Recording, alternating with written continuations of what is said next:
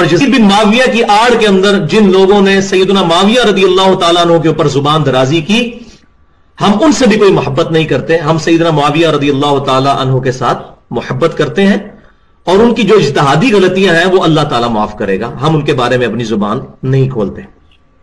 ہماری قسمت اچھی ہے کہ ہم آپ کے زمانے میں نہیں، ورنہ آپ کے اوپر تلوار ہم سونت لیتے مولا علی کے حق میں. اور آپ کی قسمت اچھی ہے کہ آپ ہم سے بچ گئے. لیکن اب ہم اپنی زبان تو کم از کم کھولیں گے. اس زمانے میں تو ہم نے تلوار بھی اٹھا لینی تھی. تو یہ میں نے بتایا کہ یہ اہل سنت اور اہل تشیع کے درمیان کامن ہے کہ سیدنا ابوبکر صدیق رضی اللہ تعالیٰ عنہ آپ صلی اللہ علیہ وسلم کے یار غار ہیں.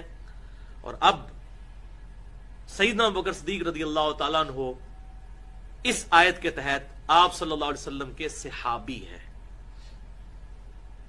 کیونکہ یہ اس میں کیا الفاظ ہے، اذ یقول لصاحبہ، کہ جب وہ اپنے صحابی سے کہتے تھے، ساتھی سے. اب چونکہ سیدنا ابوبکر صدیق رضی اللہ تعالیٰ عنہ کی صحابیت قرآن سے ثابت ہو گئی ہے پرٹیکولرلی، اس لیے آپ رضی اللہ تعالیٰ عنہ کی صحابیت کا انکار کرنے والا کافر ہے، جو آپ کی صحابیت کا انکار کرتے ہیں. گالی گلوچ کرنا یا ان پر لان تان کرنا وہ فسق ہے، لیکن ان کو منافق کہنا یا معاذ اللہ استغفر اللہ کافر کہنا، وہ بندہ دار اسلام سے خارج ہو جائے گا. تو میں اس میں ایک آسان جملہ بولتا ہوں کہ اسلام میں داخل کرتے وقت جو چیزیں آپ نے کسی سے پڑھوائی تھی نا، جب تک وہ ان چیزوں کا انکاری نہیں ہوتا اس وقت تک اسلام سے نکل نہیں سکتا. وہ آپ جب کسی کو مسلمان کرتے ہیں تو کیا آپ اس کو کیا یہ پڑھاتے ہیں لا الہ الا اللہ محمد رسول اللہ ابو بکر ولی اللہ؟ تو اب حضرت ابو بکر کا انکار کرنے سے وہ اسلام سے نہیں نکلے گا.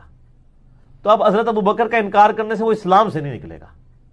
تو اب حضرت ابو بکر کا انکار کرنے سے وہ اسلام سے نہیں نکلے گا. یا عمر ولی اللہ یا عثمان ولی اللہ یا علی ولی اللہ، یہ تو نہیں پڑھواتے.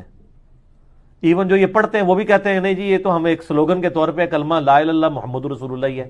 نماز میں وہ بھی یہی پڑھ رہے ہوتے ہیں.